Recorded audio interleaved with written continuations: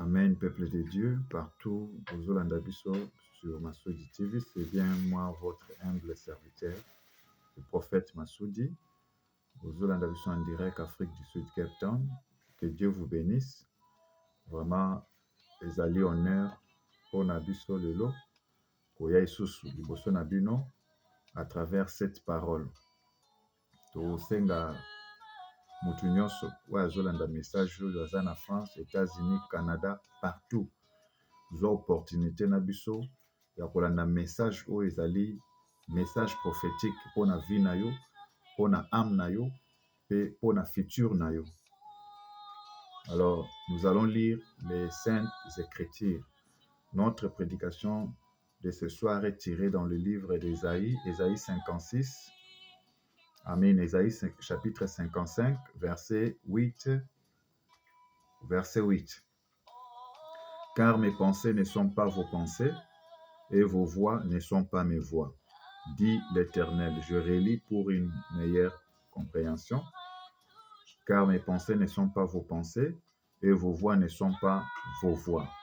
Alors, yom tozolanda biso, pesa biso ka matoi na yo, distraction ezala te, ozolanda biso na ndako, ozolanda biso lali, ozana mbete hôpital, bisika nyonso yo zali. Vraiment, Nzambe aza na besoin visiter yo na pokwa.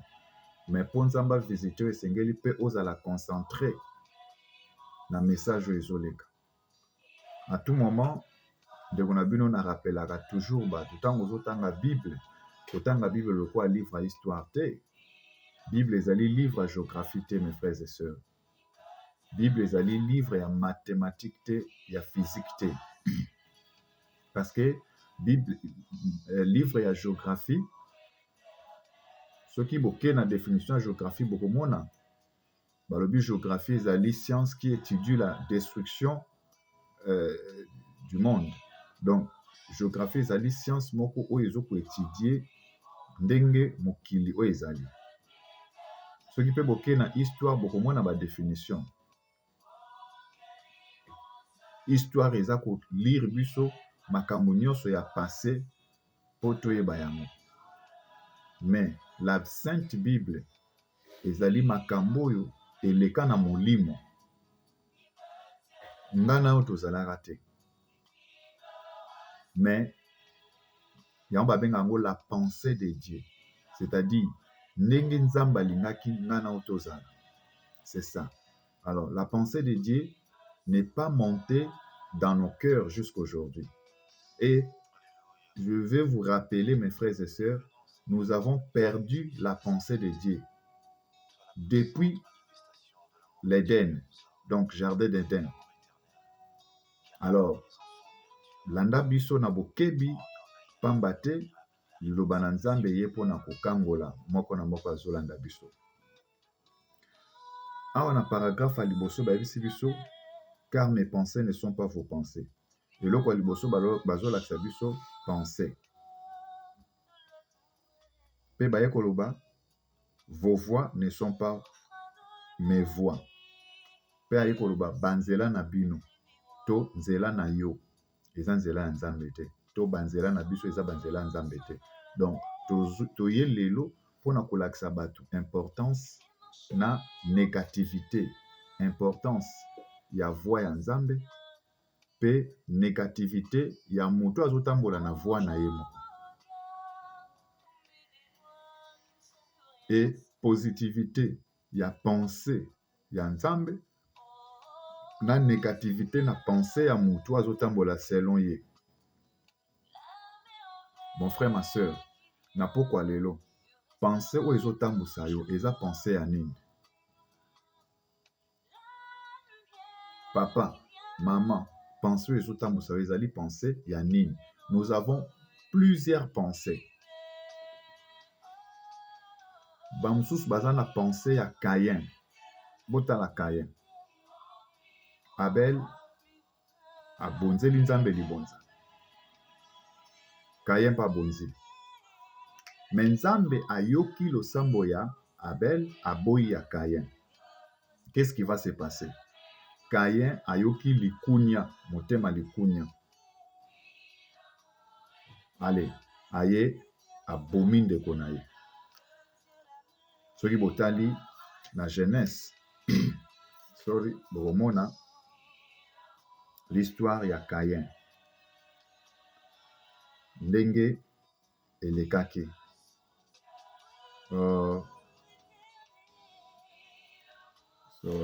Yeah. Balobi, Genèse chapitre 4, verset 1 à 5. Adam connut Ève, sa femme, elle conçut et enfantant Caïn, et elle dit, j'ai formé un homme avec l'aide de l'Éternel. Elle enfanta encore son frère Abel. Abel fit berger et Caïn fit laboureur. Au bout de quelque temps, Caïn fit à l'Éternel une offrande de fruits de la terre, et Abel, de son côté, en fit une de première-née de son troupeau et de leur graisse. L'Éternel porta un regard favorable sur Abel et sur son offrande, mais il ne porta pas un regard favorable sur Caïn et sur son offrande. Caïn fut très irrité et son visage fut abattu. Et l'Éternel dit à Caïn, pourquoi es-tu irrité et pourquoi ton visage est-il abattu? Certainement, si tu agis bien, tu relèveras ton visage. Et si tu agis mal, le péché se couche à la porte et ses désirs se portent vers toi. Mais toi, domine sur lui. Toi, domine sur lui. Mes frères et sœurs, ozuli bakwa kolanda biso, pesa biso matoi na yo, pona kolanda liloba na Nzambe. Na sika o batalisi biso, deux personnes, bazalaki na deux pensées. Parce que lelo tulukoye kolobela, la pensée de l'homme et la pensée de Dieu. La voix de l'homme et la voix de Dieu. Okoyeba lelo, tokoyeba lelo soki ba pensée totambolaka nango ezaka ya diabulu to ya Nzambe. To ba voix totambolaka nango soki ezaka ba voix ya Nzambe to ya Satan. Tokoyeba ngo na minute oyo bozolanda biso. Totalisi awa na makomi. Genèse chapitre 4 verset 1 à 7. Tina 8. Tomoni deux pensées. La pensée de Caïn et la pensée d'Abel. Mais Abel azaki na pensée selon la pensée de Dieu. À offrir une offrande agréable à Dieu. Ba fruit o ezaki ya motema na ye. D'abord, ceux qui te tournent question, ma sœur, mon frère, si kozali, pensez ni notambolaka nango. Est-ce que motema na yo osi opesi yango mpa na Nzambe? Motema na yo eza na solo nini? Est-ce que motema na yo esika ozali?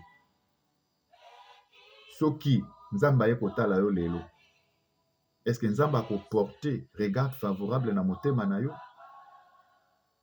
Tango toyebisaka bato, kosambela ezaka koganga te. Kosambela ezaka kotutuka te. Kosambela ezaka kosote te. Kosambela ezaka ba gestière te. Mais kosambela Nzambe atalaka motema. C'est l'une des raisons. Nzambe awa atali motema ya Abel. Ce n'était pas le fruit que Abel avait offrir à Dieu, mais c'était plutôt la façon dont Abel a pu à disposer son cœur.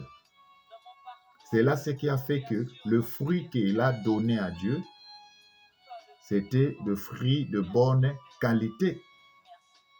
Papa nangai, tango kabelaka batu mbongo, mbongo ozopesa batu, fufu opesaka batu mama, batu baye kotala ona ndako.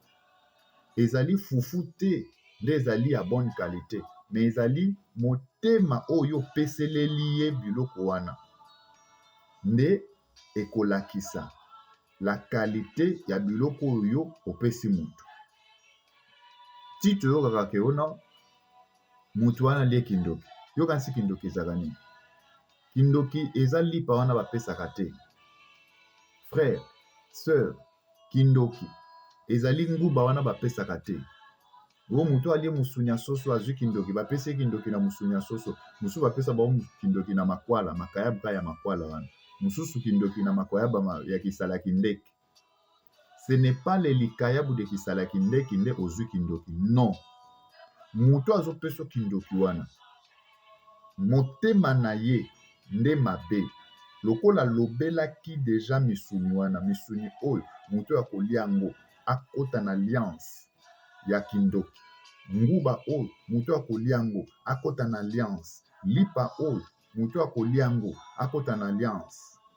C'est ainsi que ntango mutu azwi mwa nguba wana azwi mwa soso wana azwi mwa likayabu wana oyo ya mabe ntango alia yango, ce n'est pas le likayabu oyo alie nde pesi ye kindoki, mais ezali plutôt maloba oyo balobaki na likolo ya likayabu, maloba oyo balobaki na likolo ya mbisi, maloba oyo balobaki na likolo ya soso nde yango nde etravayaka biloko wana nde bayobi moto alie kindoki.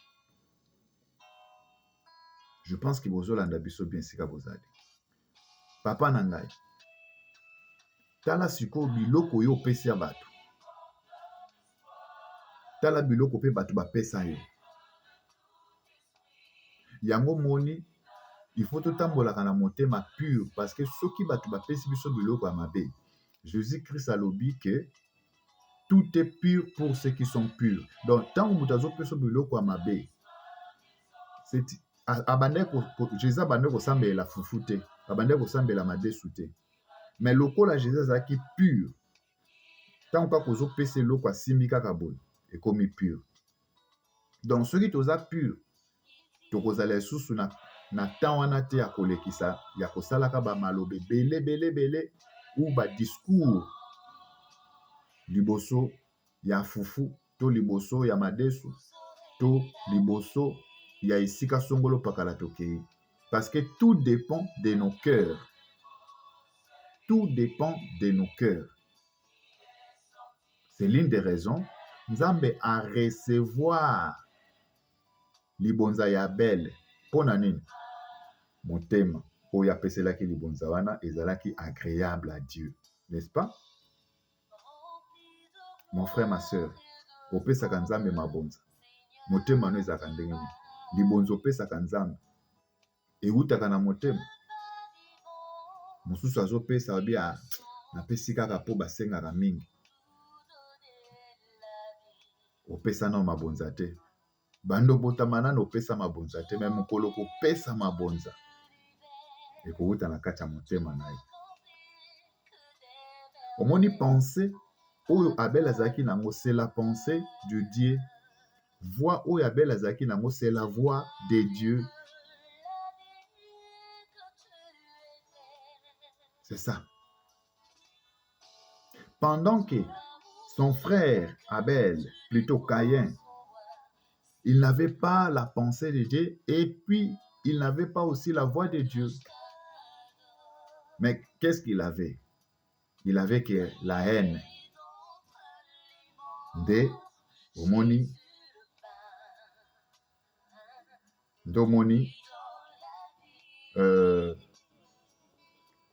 Caïn a décidé lokola bazwi libonza ya moninga esengeli na boma ye. Nde Caïn ekosala makambo. Botana verset 7. Certainement, si tu agis bien, tu relèveras ton visage. Wana Nzambe azoyebisa Caïn. Et si tu agis mal, le péché se couche à la porte et ses désirs se portent vers toi. Mais toi, domine sur lui. Cependant, Caïn adressa la parole à son frère Abel, mais comme ils étaient dans les champs, Caïn se jeta sur son frère Abel et le tua. Mon abomine de Gonaï.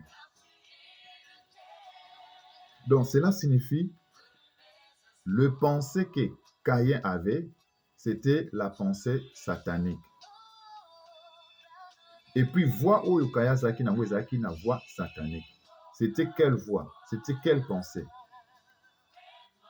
La méchanceté.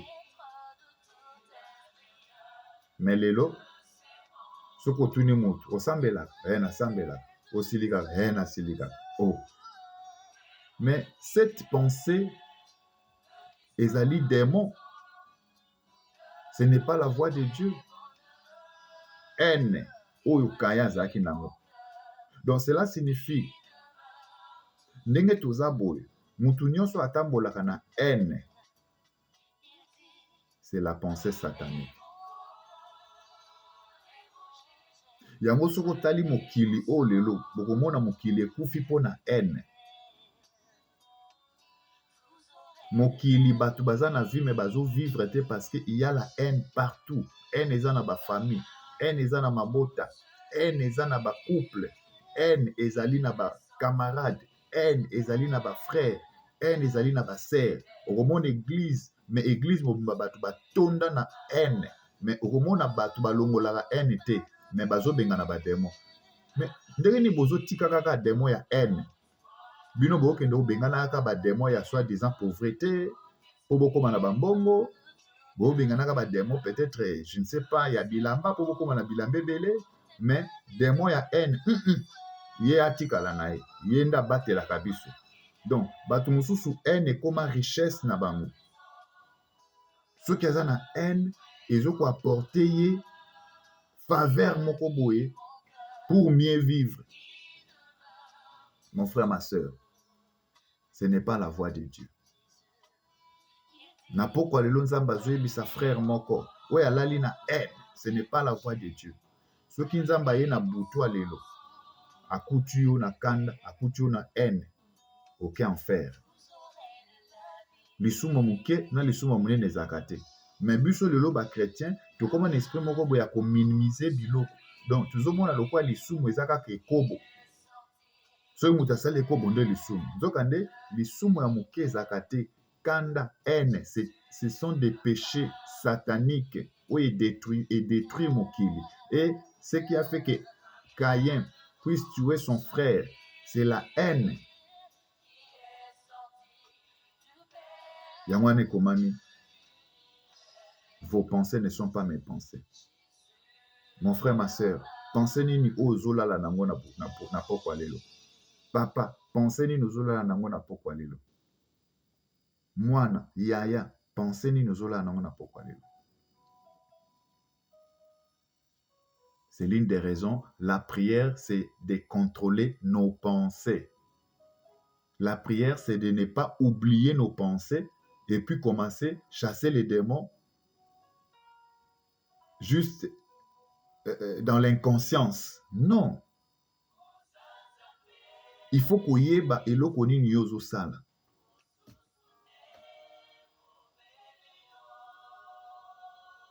C'est l'une des raisons. Abel abomi. Caïn abomi Abel. Ndenzamba yeko benga naye. Alobi na yebwe. Caïn dit à l'Éternel. Alobi, l'Éternel dit à Caïn, où est ton frère? Abel. Et il répondit, je ne sais pas. Suis-je le gardien de mon frère? Et Dieu dit, qu'as-tu fait? La voix des sangs de ton frère crie de la terre jusqu'à moi. Maintenant, tu seras maudit de la terre qui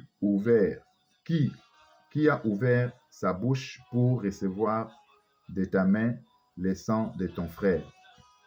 Quand tu cultiveras les sols, il ne te donnera plus la richesse.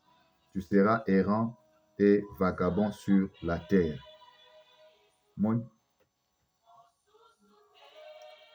C'est par là, comme Caïn tambolaki na voix ya Satan, c'est par là, Nzambe alakeli ye mabe, ayebisi ye mabele nyonso oyo ekobimisa lisusu mbuma malamu te à cause na yo.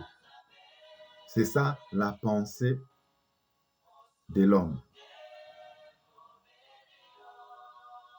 C'est l'une des raisons lelo tozomona pasi, tozomona makambo ebele, ba difficulté parce que tozotambola na pensée ya biso moko. Pensée mosusu ya biso moko eza nini? Lobi na kokanela mutu wana na kosala mabe. Lobi noko na biso wana na kozwa ye. Eza ba pensée négative satanique. Yango moni na vie toza na deux pensées wana euti na deux voies, la voie satanique et la voie du Christ. Donc voie nyonso elobaka na kati na yo frère, kabela ye, limbisa, yokela ye, bozala ensemble, c'est la voie du Christ. Mais voie oyo omonaka elobaka kanela ye, yina ye, boya ye, c'est la voie satanique. Donc na voie ya Satan na ya Nzambe eza na kati ya mitema na biso. Siko biso en tant que bana Nzambe esengeli toyokelaka mingi voie dominante oyo ezoloba limbisa, kabela, unité. Soki tozoyoka voie wana mingi ezodomine voie négative, c'est dans ce moment-là nous chassons les démons. Parce que les démons batelemi toujours na voie oyo ezali négatif, oyo ezalaka silika, tonga, yina, boma, nde voie wana satanique. C'est l'une des raisons bomonaki même Tinyoka ayaki na kati ya jardin d'Eden ayaki nde koimplanter la voie du mal na kati ya mwasi, nde aye koyebisa mwasi.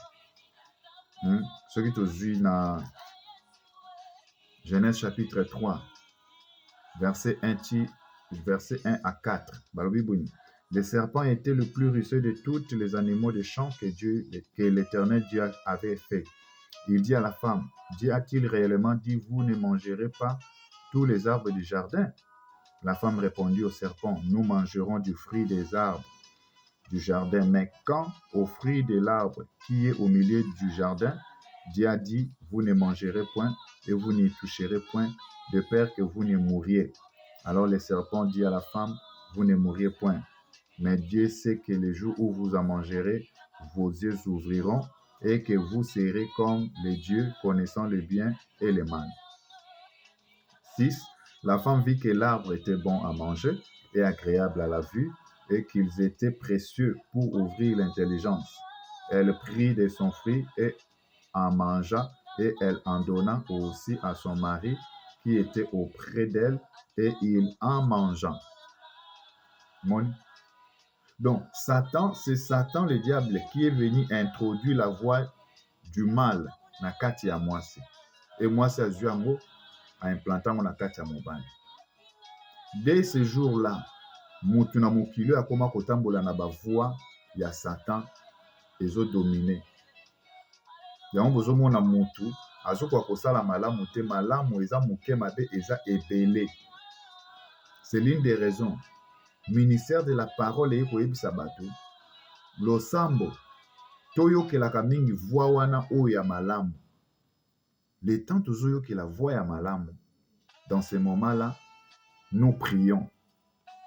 Mais le temps, ma sœur, mon frère, oyokelaka kaka voie wana ya négatif, koyina oyini, kotonga otongi, jalousie oche, séparation osépare, bato babunda moke boye, Satan koti na kati na motema no a inspiré yo yemba, obandi koyemba, Satan kotela bango babunda.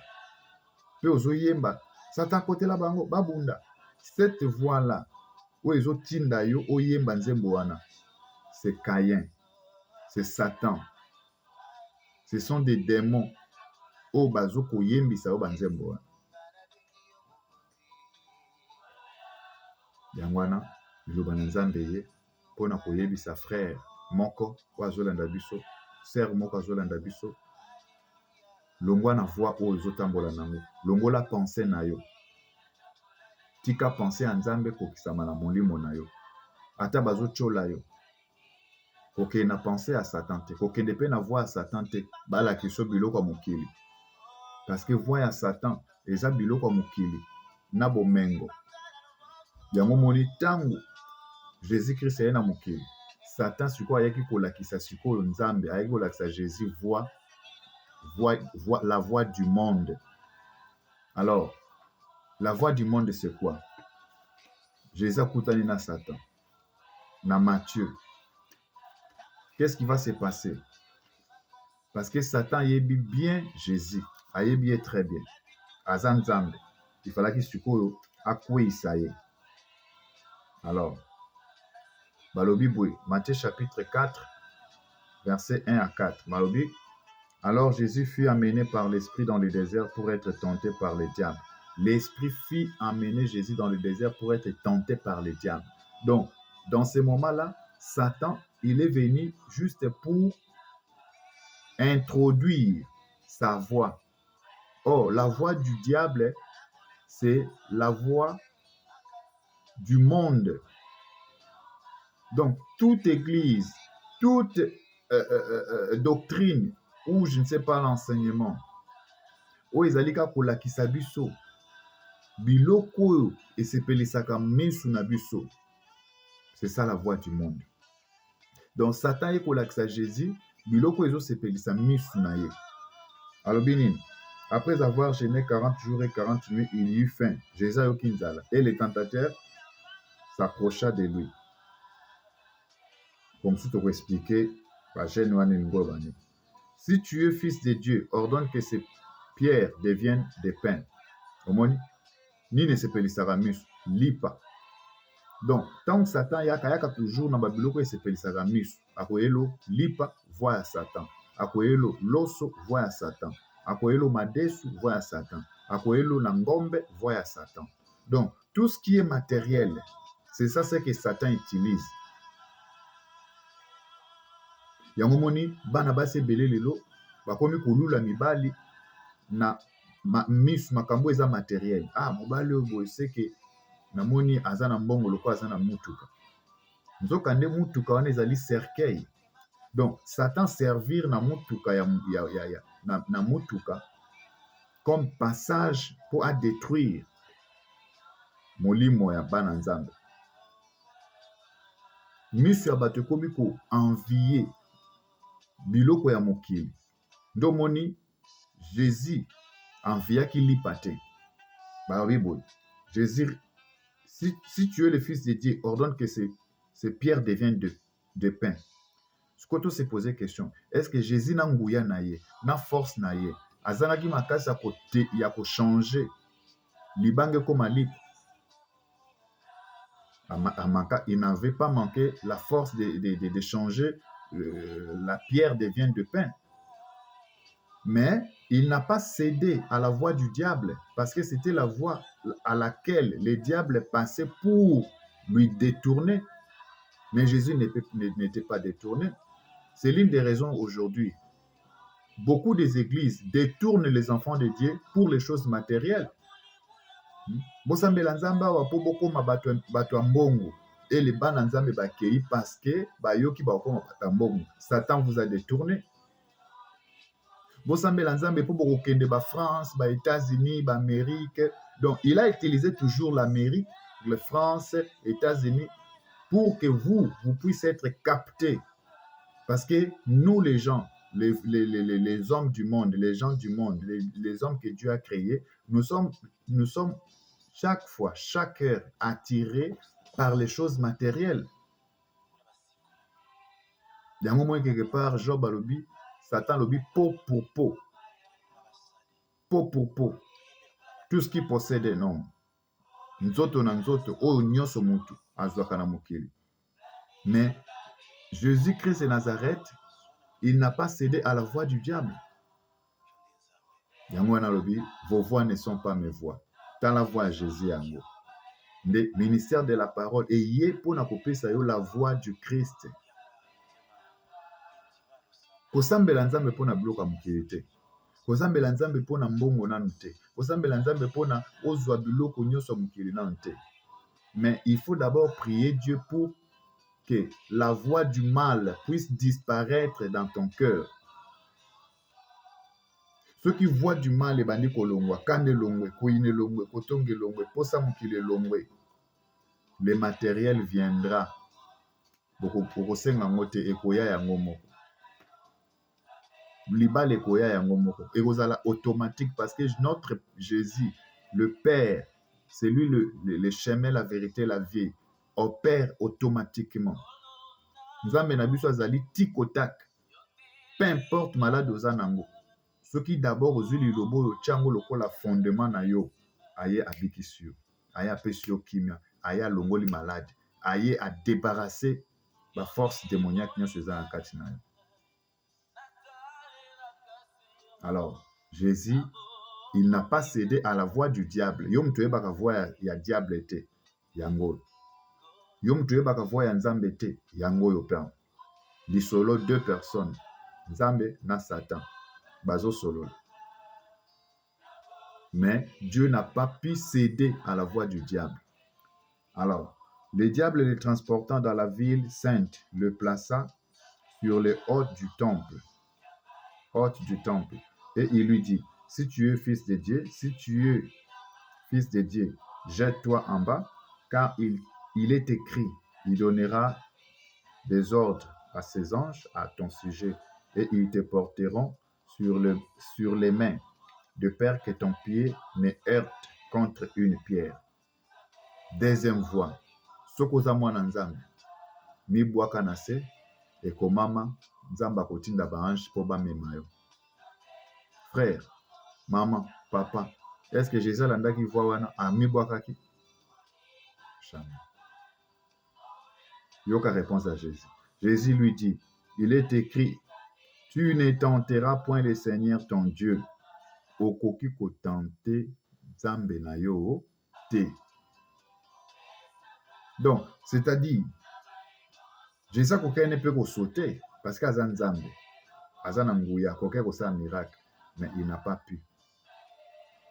Vous comprenez? Mon frère, ma sœur, ko sedakate pona biloko mukili. Combien de frères, combien de sœurs, combien de bandimi bazo céder na enseignement séducteur, enseignement où ils ont présenté bango les choses matérielles et ils cèdent parce qu'ils en a passé, parce qu'ils en a nzala, bo céder te. Au contraire, to changer mitema, to bongola mitema, nzamba changer bo moina biso. Parce que nzamba sala biso nyonso, asala mutu na lipamboli na ye na nzoto na ye. Mais lipamboli wana po ebima, il faut d'abord olanda voix ya nzambe. Soko olandi voix ya nzambe, lipamboli wana ekoya. Troisième tentation. Et il lui dit, je te donnerai toutes ces choses si tu te prosternes et m'adores. Jésus lui dit, retire-toi Satan, car il est écrit, tu adoreras le Seigneur ton Dieu et tu le serviras lui seul. Mon troisième voix. Première fois, lipa. Deuxième voix, sauter. Troisième voix, fukamelanga. Na peso biloko nyonso ya mokili. Biloko ya mokili. Mbongo, mibali, basi, voyage, kolia, à condition fukamelanga. C'était la voix du diable. Et Jésus de Nazareth n'a pas pu accéder. Mais combien va céder? Okomona mutu mususu azana nu jeune, mais akomi kolia ba salité à toilette, a cédé. Ake na voix du diable.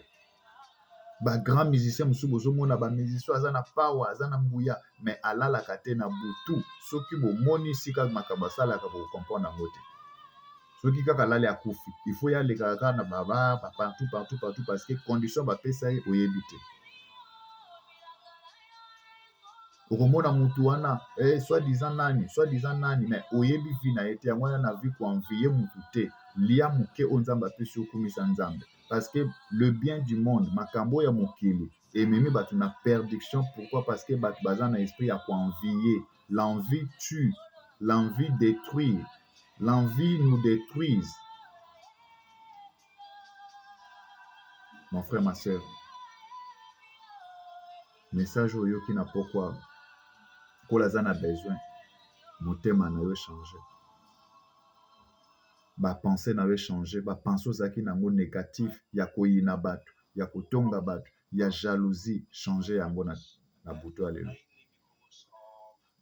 Voix ozalaki nango ya posa ya biloko ya mokili, ozalaki capable ya koboma moninga no mpona biloko ya mokili, ozalaki capable ya komema ndeko no na prison mpona biloko ya mokili, changer na pokwa lelo.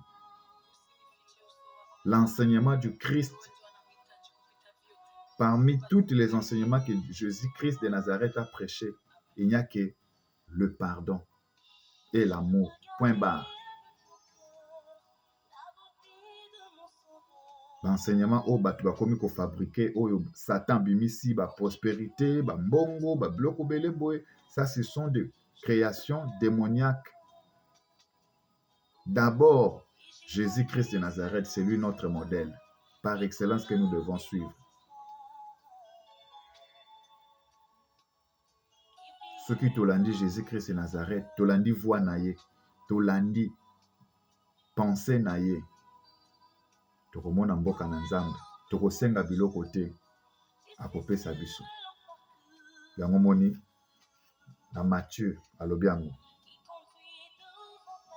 Matthieu 6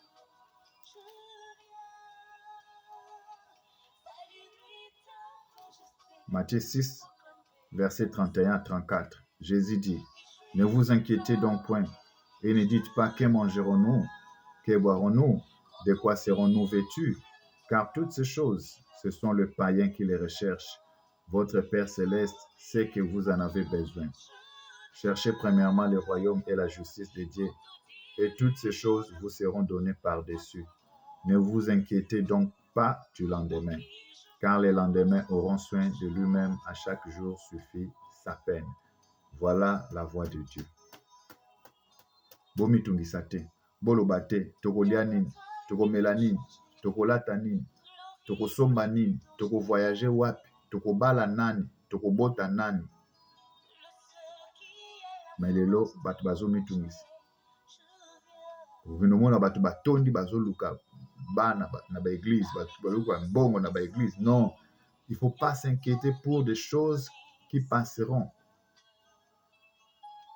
Les moments où tozoluka makamba musuni, to se focaliser ya koluka makamba molimo po musuni. Nzamba akopesa biso, tokoloba te, mais akopesa biso. Yanga bibo mitungisa te. Donc yo muto mitungisa, ndengo zoka message longola ko mitungisa. Dieu est capable de tout, Dieu est capable de changer ta vie, Dieu est capable de changer toutes les données de ta vie. C'est l'une des raisons à travers cette prédication de Omoni Alobi, car mes pensées ne sont pas vos pensées et vos voix ne sont pas mes voix, dit l'Éternel. Dès aujourd'hui, tokota na voix ya Nzambe. Voix ya Nzambe, il ne faut pas s'inquiéter des choses du monde. Qu'est-ce que mangerons-nous? Quoi serons-nous vêtus? De quoi mangerons-nous? Toutes ces choses, ce sont les païens qui les recherchent. Votre Père céleste sait de quoi vous en avez besoin. Donc, ndengo vandi wana frère, ozolanda biso, olali na mbeto hôpital, Nzambe yebi koza na besoin atelemisa yo. Nzambe yebi koza na besoin abikisa yo. Nzambe yebi koza na besoin ya voyage. Yango wana bao nyonso boza na maladi, bozolanda biso.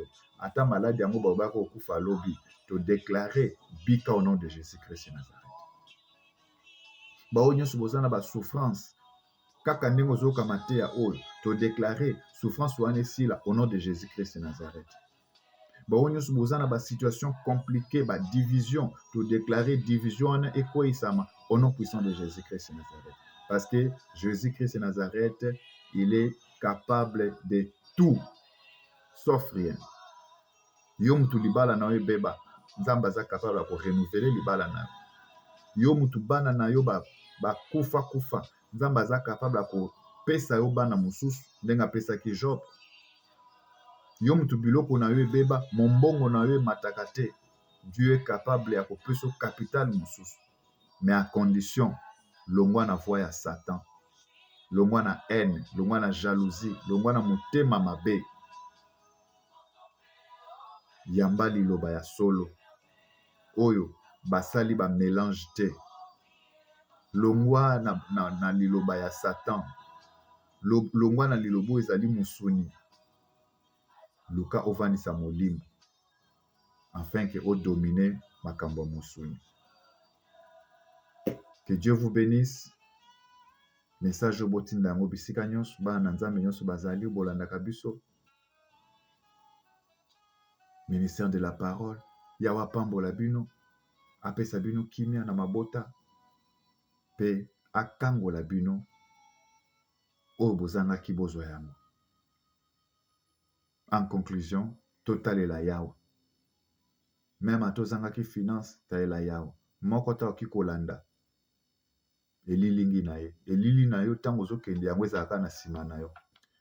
Donc cela signifie lipamboli oyo Nzambe atia na kati na moko eza lokola elilingi. Mutu moko te na mokili oyo akoki kolanda elilingi na ye. Mais plutôt elili na yo ekolanda yo. Cela signifie tikete lipamboli oyo Nzambe abomba na kati ya bomoi na yo elanda yo lokola elilingi na yo. Kozala na komitungisa mpona biloko ya mokili te. Que Dieu vous bénisse. C'était bien votre frère, prophète Massoudi. Nzambe azala na batu nyonso. Bye bye.